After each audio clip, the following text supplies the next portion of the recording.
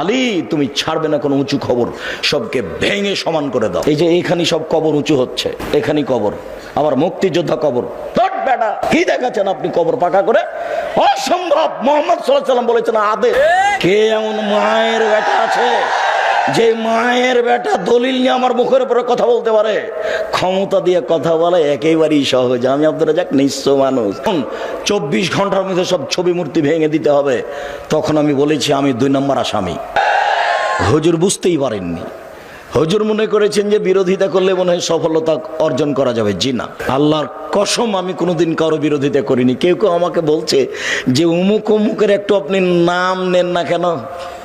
তা আমি বলছি যেই মাওলানা মানুষের বিরুদ্ধে ফেসবুকে ইউটিউবে কথা লিখতে পারে, তাকে আবার আমি আলেম মনে করে তার নাম নিয়ে কথা বলবো? আমি আব্দুর রাজ্জাক এত ঘৃণিত কাজ কোনোদিন করিনি, করবো না।